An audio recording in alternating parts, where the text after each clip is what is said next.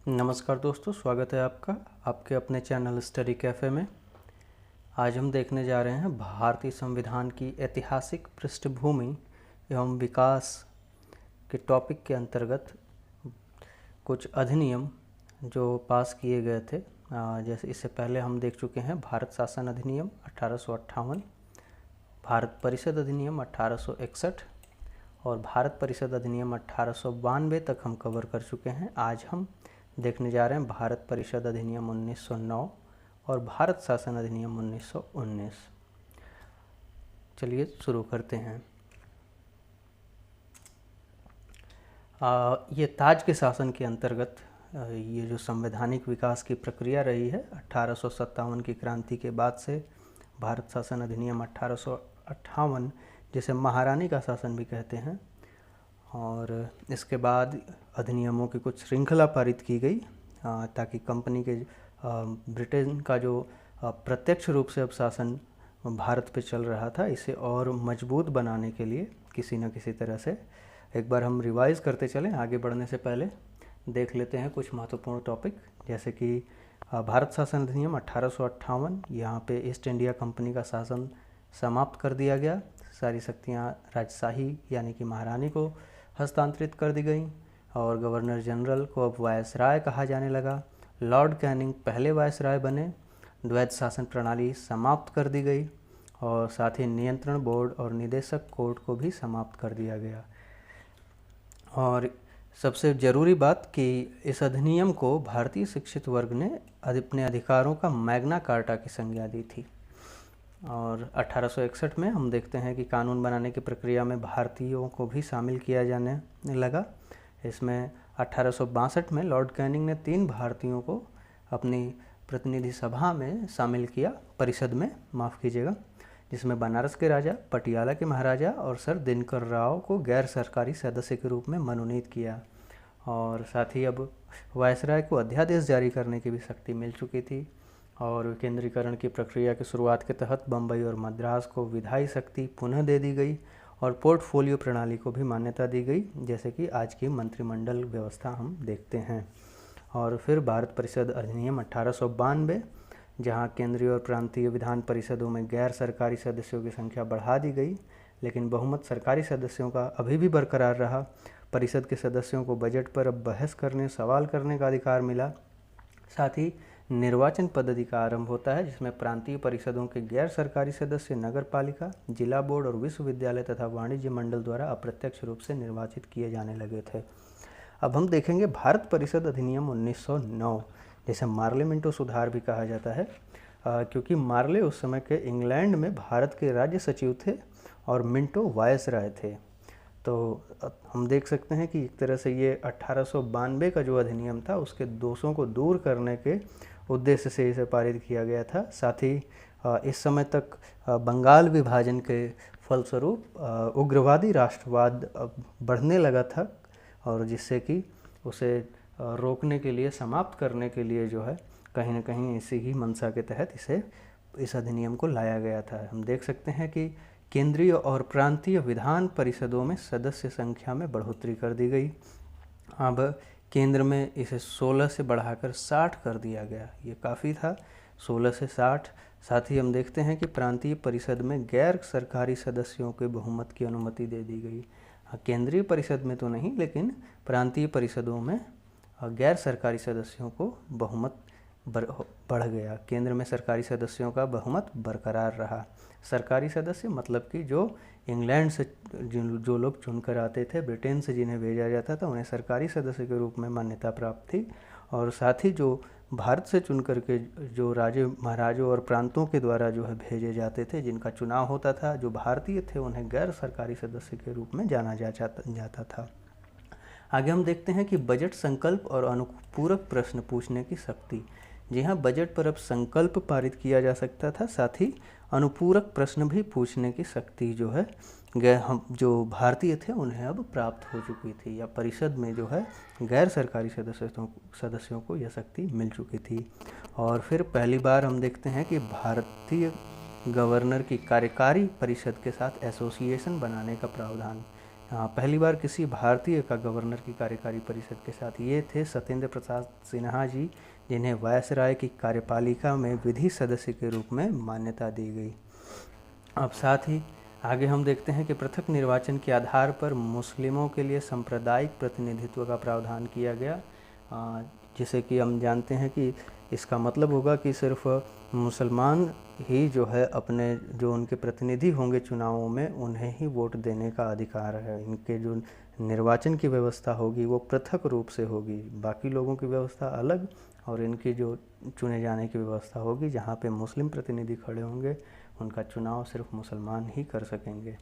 कुछ एक तरह से फूट डालो राज करो की नीति का ये जो है एक विस्तार था। इससे पहले बंगाल विभाजन हो चुका था, अब ये एक जहर घोलने का काम किया गया लॉर्ड मिंटो द्वारा। जी हाँ, लॉर्ड मिंटो को हम सांप्रदायिक निर्वाचन के जनक के रूप में जानते हैं। इन्हें कहा जाता है सांप्रदायिक निर्वाचन का जनक। चलिए अब आगे देखते हैं भारत शासन अधिनियम 1909, जिसे मॉन्टेग्यू चेम्सफोर्ड सुधार कहा जाता है। इसमें मॉन्टेग्यू जो थे वो भारत सचिव थे, साथ ही चेम्सफोर्ड जो यहाँ के वायसराय थे।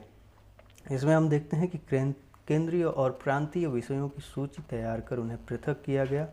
अब प्रांतीय विषयों को पुनः आरक्षित और हस्तांतरित विषयों में बांटा गया, और साथ ही हम देखते हैं कि हस्तांतरित विषय जो थे उसमें गवर्नर का शासन भारतीय मंत्रियों की सलाह से चलता था, और आरक्षित विषय जो थे वहाँ पे गवर्नर का कार्यपालिका परिषद की सलाह से शासन चलता था।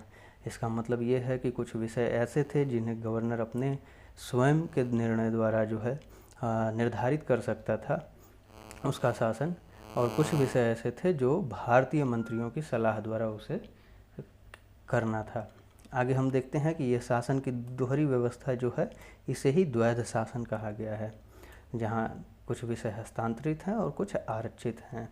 और यहाँ क्या है कि केंद्रीय और प्रांतीय विषयों की सूची तैयार करके उन्हें अलग अलग कर दिया गया, और प्रांतीय विषयों में क्या है कि पुनः आरक्षित और हस्तांतरित विषय में बांटा गया, और हस्तांतरित विषय जो थे वो गवर्नर के शासन भारतीय मंत्रियों की सलाह से चलाता था, और आरक्षित विषय जो थे वो गवर्नर का कार्यपालिका परिषद की सलाह से निर्णय लिया जाता था।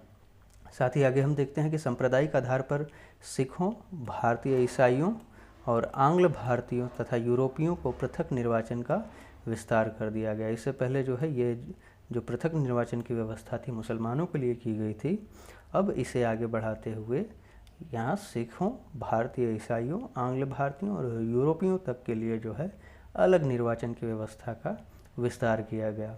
और फिर पहली बार जो है हम देखते हैं कि द्विसदनी व्यवस्था बनाई जाती है, जहाँ प्रत्यक्ष निर्वाचन व्यवस्था प्रारंभ होती है, और पहली बार लोकसभा और राज्यसभा का गठन किया जाता है। और साथ ही केंद्रीय परिषद का जो स्थान था वो समाप्त हो गया। जी हाँ, यहाँ पे हम देख सकते हैं कि जैसे आज हमारी लोकसभा और राज्यसभा है, इसकी जो शुरुआत हुई ये भारत शासन अधिनियम 1919 मॉन्टेग्यू चेम्सफोर्ड जो अधिनियम आया था इसी के द्वारा होती है। इसकी जो परिकल्पना है यही दिखाई पड़ती है कि जहाँ जो है द्विसदनी व्यवस्था की जाती है केंद्र में, और यहाँ प्रत्यक्ष निर्वाचन व्यवस्था की शुरुआत होती है। अब केंद्रीय परिषद जो रहती है इससे पहले इसको समाप्त कर दिया जाता है। अब दोनों सदनों के बहुसंख्यक सदस्य जो थे इनका जो निर्वाचन प्रत्यक्ष निर्वाचन द्वारा चुनाव द्वारा होता था, और साथ ही संपत्ति, कर और शिक्षा के आधार पर लोगों को सीमित मताधिकार दिया गया। जी हाँ, सबको मतदान का अधिकार नहीं मिला था तब तक। कुछ चुने हुए कुछ चुनिंदा लोग थे, एक ऐसा वर्ग था जो शिक्षित था, या फिर जो कुछ जो है हैसियत के हिसाब से संपत्ति या फिर शिक्षा जो है या जो कर देने वाले लोग थे, कुछ ऐसे लोगों के हिसाब से उनका जो है चुनाव होता था, निर्धारण होता था कि कौन लोग मताधिकार के अधिकारी होंगे। आगे हम देखते हैं राज्य परिषद और केंद्रीय परिषद की तुलना में सदस्य संख्या जो थी राज्य परिषद में यहाँ पे 60 थी, और केंद्रीय परिषद में 145 सदस्य रखे हुए थे, और निर्वाचित सदस्यों की संख्या 34 थी, और केंद्रीय परिषद में निर्वाचित सदस्य जो थे वो 104 थे। कार्यकाल राज्य परिषद का 5 वर्ष के लिए तथा केंद्रीय परिषद में 3 वर्ष का कार्यकाल निर्धारित किया गया था। आगे हम देखते हैं कि बजट पर स्वीकृति प्रदान करने का अधिकार अब सिर्फ विधानसभा को था, और लंदन में जो भारतीय उच्चायुक्त का कार्यालय का सृजन किया गया। साथ ही भारत सचिव के कुछ कार्य उच्चायुक्त को हस्तांतरित कर दिए जाते हैं और राज्य विधानसभाओं को अपना बजट स्वयं बनाने का अधिकार दे दिया गया। सिविल सेवकों की भर्ती के लिए लोक सेवा आयोग का गठन करने का प्रावधान इस अधिनियम में था और 1926 में इसका गठन भी कर दिया गया। और इसके बाद हम देखते हैं कि एक वैधानिक आयोग के गठन का प्रावधान इस अधिनियम में था, जिसका उद्देश्य था कि 10 वर्ष बाद इस अधिनियम की जो सफलता होगी या इसकी जो उपलब्धियां होंगी उसकी जांच पर रिपोर्ट देना, जिसे कि हम देखते हैं कि 1927-28 में साइमन कमीशन का जो है, साइमन कमीशन जब भारत में आता है तो उसका विरोध होता है। यह वही कमीशन था जो इस भारत शासन अधिनियम की जांच के लिए भारत आया हुआ था। आगे हम देखते हैं कि सुरक्षित विषय जो थे उसके तहत कौन कौन से विषय आते हैं। तो देखते हैं राजस्व, न्याय, वित्त तथा पुलिस इत्यादि कुछ ऐसे विषय थे जो सुरक्षित थे, यानी कि इनके संबंध में निर्णय जो है वायसराय जो है अपनी कार्यपालिका परिषद के सलाह से करता था या स्वयं ले सकता था। और हस्तांतरित विषय जो थे जो राज्यों को जो स्थानीय शासन प्रांतीय विषय में ये हस्तांतरित किए गए थे भारतीयों के लिए या भारतीय प्रतिनिधियों के लिए। इसमें देखते हैं कि स्थानीय स्वशासन, शिक्षा, स्वास्थ्य जैसे विषय ये हस्तांतरित विषय के अंतर्गत थे। चलिए आज के वीडियो में इतना ही। आशा करता हूँ कि आपको कुछ नया जानने को मिला होगा। अगर वीडियो आपको अच्छा लगता है तो इसे लाइक करिए, सब्सक्राइब करिए और ज़्यादा से ज़्यादा लोगों तक शेयर करिए। धन्यवाद आपका। Thank you.